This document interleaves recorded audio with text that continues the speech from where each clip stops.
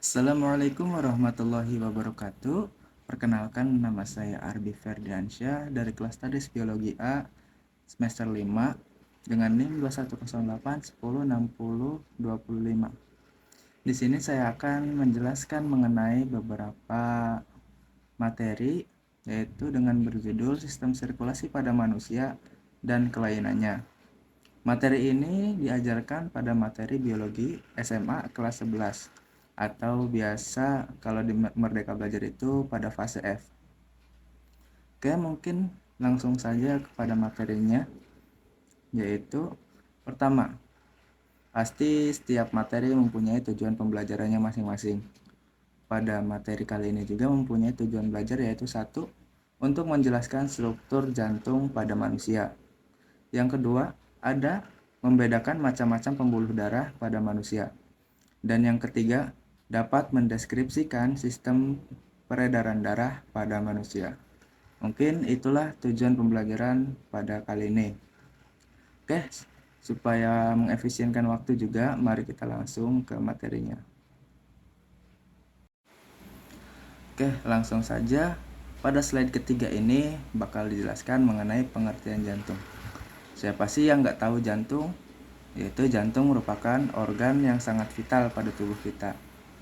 Atau jantung merupakan organ sistem peredaran darah yang bertugas untuk memompa darah dan mengalir darah dalam pembuluh darah yang terletak pada rongga dada di antara kedua paru-paru di atas diafragma dengan posisi condong ke kiri. Jantung dilapisi oleh perikardium yang mengandung cairan perikardia.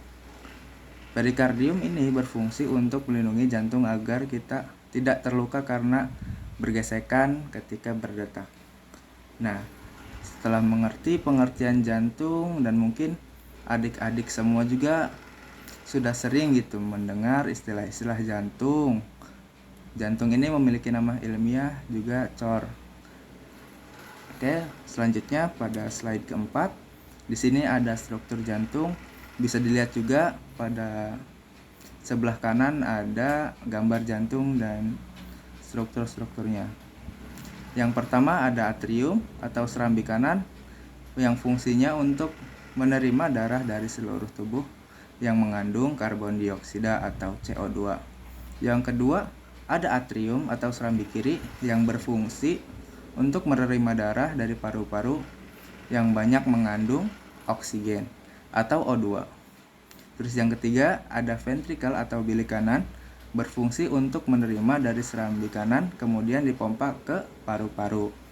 Terus yang terakhir, yang keempat, yaitu ada ventrikel atau bilik kiri berfungsi menerima darah dari serambi kiri kemudian dipompa ke seluruh tubuh.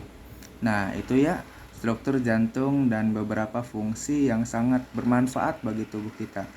Karena tubuh kita ini memang sudah sedemikian rupa kompleks sampai Allah Subhanahu wa Ta'ala juga memberikan nikmat yang berlimpah. Terus lanjut untuk materi mekanisme kerja jantung. Mekanisme kerja jantung ini dimulai dari serambi jantung itu mulai mengembang gitu, atau rongga dada mulai mengembang. Terus darah dari seluruh tubuh dan paru-paru masuk ke serambi. Seperti tadi ada serambi kiri dan serambi kanan. Terus yang ketiga, darah dari serambi jantung menguncup atau mengempes. Terus yang selanjutnya ada darah masuk ke dalam bilik kanan atau bilik kiri.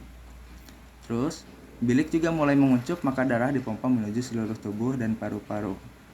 Begitu mekanisme kerja jantung. Untuk yang selanjutnya ada pembuluh darah.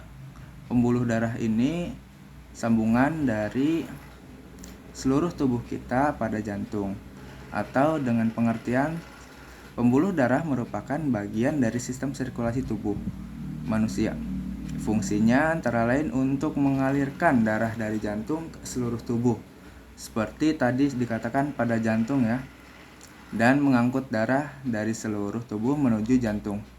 Jika terdapat gangguan pada pembuluh darah, sangat mungkin akan timbul masalah kesehatan. Makanya di mana kita tidak boleh memakan atau jajan sembarangan karena bakal mempengaruhi sistem sirkulasi kita. Ketika sistem sirkulasi kita terganggu, maka kehidupan kita juga akan terganggu. Seperti itu. Slide berikutnya ada macam-macam pembuluh darah. Daripada tadi pengertiannya, pembuluh darah ada pun macam-macamnya. Yang pertama ada pembuluh darah nadi atau arteri. Pembuluh darah nadi merupakan pembuluh darah yang membawa darah meninggalkan atau keluar jantung. Arteri condong terdapat agak lebih dalam di jaringan badan atau tubuh kita. Terus, pembuluh arteri banyak mengandung oksigen atau O2, kecuali arteri pulmonalis yang membawa darah dari jantung ke paru-paru mengandung karbon dioksida atau CO2. Macam pembuluh darah yang selanjutnya yaitu pembuluh darah balik atau pembuluh darah vena. Pembuluh darah balik atau pembuluh darah vena ini merupakan pembuluh darah yang mengangkut darah menuju ke jantung.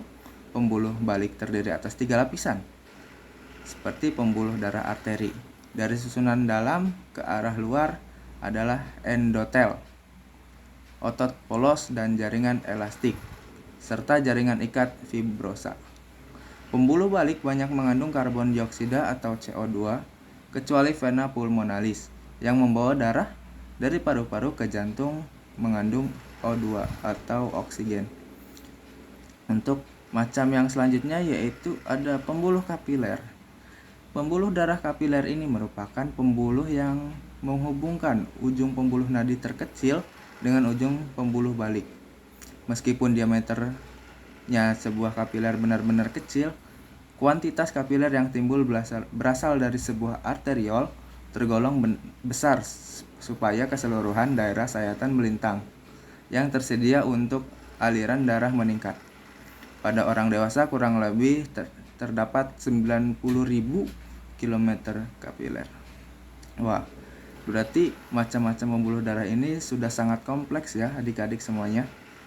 Daripada pembuluh kapiler ini berfungsi untuk menghubungkan antara pembuluh darah satu dan pembuluh darah lainnya. Dan sempat dibahas juga, fungsinya itu untuk menghubungkan ujung pembuluh nadi terkecil dengan ujung pembuluh balik. Jadi, fungsinya antara lain untuk penghubung. Oke, lanjut. Untuk perbedaan antara pembuluh nadi arteri, pembuluh vena, dan pembuluh kapiler bisa adik-adik lihat pada tabel yang sudah kakak buat. Ada sifat dinding, arahan aliran, tekanan, darah, letak, dan klep.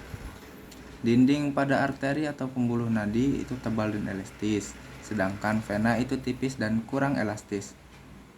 Sedangkan pada kapiler itu tipis dan permeabel. Terus arah aliran meninggalkan jantung untuk arteri. Untuk vena sendiri itu menuju ke jantung.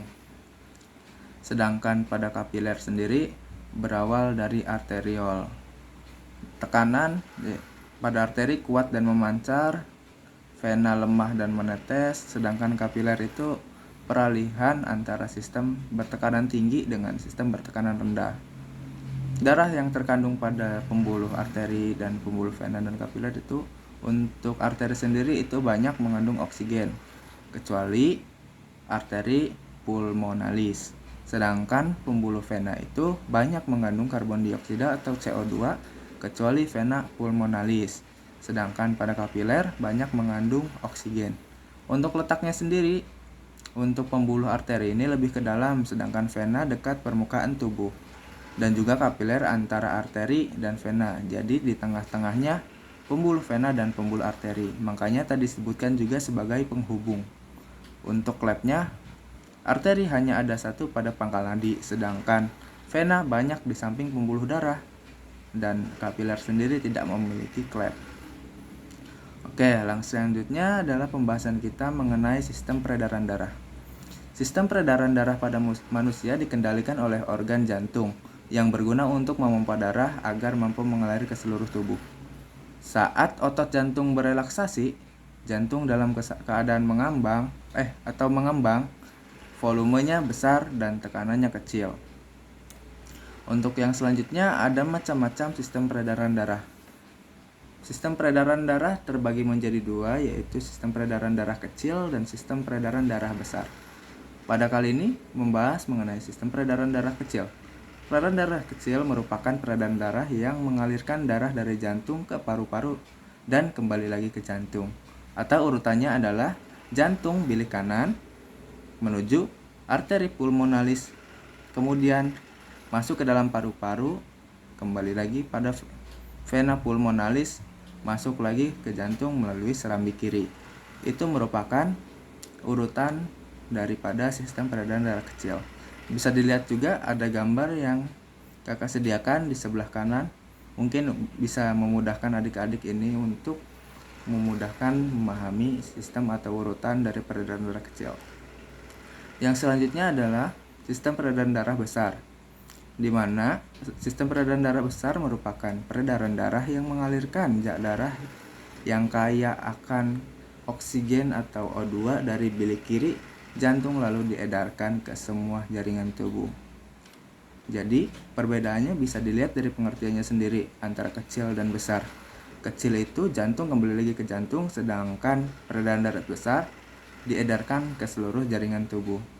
Urutannya merupakan jantung bilik kiri masuk ke aorta, terus ke seluruh tubuh, masuk ke vena cava, kembali lagi ke jantung melalui serambi kanan.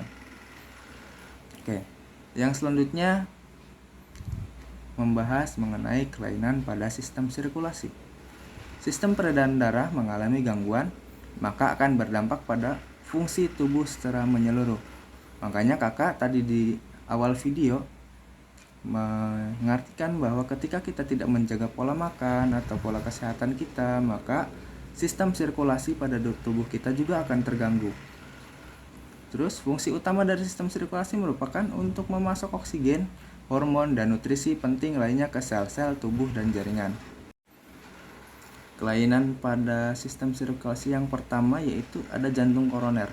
Jantung koroner merupakan penyakit jantung yang disebabkan oleh tersumbatnya arteri atau pembuluh arteri. Pembuluh yang menyuplai darah ke jantung. Penyumbatan pembuluh tersebut dapat terjadi karena adanya endapan lemak. Makanya kenapa ketika kita banyak makan itu tidak boleh langsung tiduran ya, karena lemak makanan yang tadi kita serap gitu, ketika kita tidak ada kegiatan untuk mengeluarkan keringat atau apa, maka akan mengendap menjadi lemak, maka akan masuk ke jaringan tubuh lainnya. Makanya dianjurkan setelah makan itu tidak boleh tiduran, terutama pada kolesterol pada lapisan dalam dinding pembuluh. Penyumbatan pembuluh arteri demikian dikenal dengan istilah arteriosklerosis. Untuk kelainan yang kedua ada hipertensi. Hipertensi merupakan suatu keadaan yang ditandai dengan tekanan sistol di atas 150 mg atau tekanan diastol di atas 100 mm/Hg. Hipertensi atau yang dikenal sebagai tekanan darah tinggi ditandai dengan badan lemah, pusing, napas pendek, dan palpitasi jantung atau engap. Hipertensi dapat menyebabkan pecahnya pembuluh arteri dan kapiler. Jika terjadi pada otak maka disebut pendarahan otak. Makanya pada hipertensi ini itu tidak boleh makan hal yang sembarangan. Makan makanan yang sembarangan seperti daging kambing itu akan memicu adanya tekanan darah tinggi. Makanya dimana untuk memakan daging kambing itu hanya secukupnya gitu. Tidak boleh banyak-banyak. Untuk yang ketiga ada gangguan pada sirkulasi yaitu hipotensi. Hipotensi merupakan suatu keadaan yang ditandai dengan tekanan sistol dan diastol di bawah kurang normal. Tekanan darah ideal adalah 120 untuk sistol dan 70 atau 80 untuk diastol. Hipotensi atau tekanan darah rendah ditandai dengan gejala badan cepat lelah, tangan dan kaki terasa dingin dan mudah pusing ketika bangun dari tidur. Nah, makanya kenapa hipertensi dan hipotensi itu sangat berbahaya bagi tubuh kita. Makanya dimana ketika kita mempunyai darah tinggi atau darah rendah itu tidak baik bagi tubuh kita. Makanya pilihlah makanan yang sekiranya bisa membantu tubuh kita itu tetap semangat dan energik. tidak kekurangan darah atau tidak kekurangan tekanan darah rendah atau tidak berlebihan tekanan darahnya. Terus yang keempat ada serangan jantung. Serangan jantung merupakan istilah teknis untuk serangan jantung. Serangan jantung ini sering menyerang banyak orang, dan ini adalah salah satu contoh penyakit yang mengganggu peredaran darah. Serangan jantung dapat terjadi ketika suplai darah terhenti atau terputus jari jantung. Biasanya disebabkan oleh gumpalan darah, beberapa serangan jantung kecil, tetapi yang lain bisa mengancam jiwa. Nah, di mana serangan jantung ini tidak menyerang orang tua saja. Banyak juga kasus serangan jantung menimpa para remaja gitu. Makanya di mana lagi-lagi diingatkan tidak makan makanan yang tidak sehat.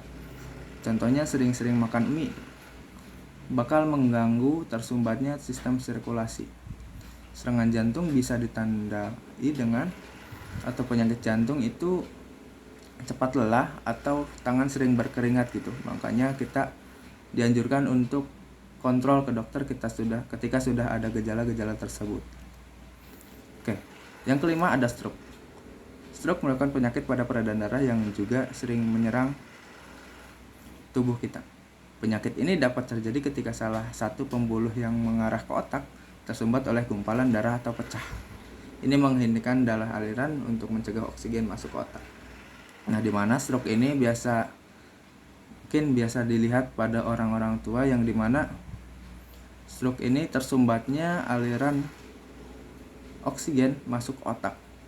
Makanya dimana kita dianjurkan untuk sering-sering kontrol. Makanya hiduplah yang sehat. Oke, yang selanjutnya ada teknologi sistem peredaran darah. Di sini saya mengambil hanya 2 contoh teknologi-teknologi yang sudah kekinian, makanya dimana sekarang kan sudah memasuki era modern di mana teknologi sudah maju dan banyak juga temuan-temuan untuk menghilangkan atau mencegah daripada gangguan-gangguan yang disebutkan tadi. Yang pertama ada elektrokardiograf atau ECG. Penemuan pertama teknologi ini dari sistem peredaran darah manusia yang digunakan dalam dunia klinis ini adalah elektrokardiograf atau ECG. Elektrokardiograf ini memiliki fungsi untuk mengetahui struktural dari sistem peredaran darah manusia, mendiagnosis akan adanya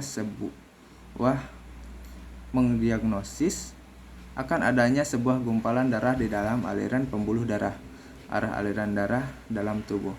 Maka fungsi teknologi ini adalah mengecek apakah ada gumpalan atau sumbatan daripada pembuluh-pembuluh tadi, pembuluh arteri, pembuluh vena, atau pembuluh kapiler. Maka teknologi inilah yang dibuat untuk mengetahuinya. Yang kedua ada teknologi transplantasi jantung. Transplantasi jantung merupakan salah satu tindakan medis yang perlu diambil apabila seseorang mengalami kerusakan pada bagian jantung. Caranya merupakan dengan cara mencari seseorang yang mau mendonorkan jantung miliknya. Nah, rasanya kalau kita tidak menjaganya sendiri, mungkin orang lain juga tidak rela gitu jantungnya didonorkan, kecuali orang-orang tertentu yang memang sudah ikhlas. Pada orang yang akan melakukan transplantasi jantung, yang perlu diperhatikan adalah tidak semua jenis jantung akan sama dengan penerima donor jantung. Makanya di mana jantung kita dan jantung orang lain itu tidak mungkin sama, bukan tidak mungkin sama. Bisa saja sama, tapi hanya kemungkinan 0,01% gitu. Sama dengan kita. Oleh sebab itu, sebelum mendonorkan jantung, maka cek terlebih dahulu apakah jantung pendonor akan sama dengan jantung penerima donor jantung tersebut. Oke, mungkin cukup sekian penjelasan mengenai sistem sirkulasi pada manusia dan kelainannya, serta tadi ada beberapa teknologi yang ditambahkan. Mungkin kurang dan kurangnya mohon maaf. Wallahul muwaffiq ila aqwamit thoriq. Wassalamualaikum warahmatullahi wabarakatuh.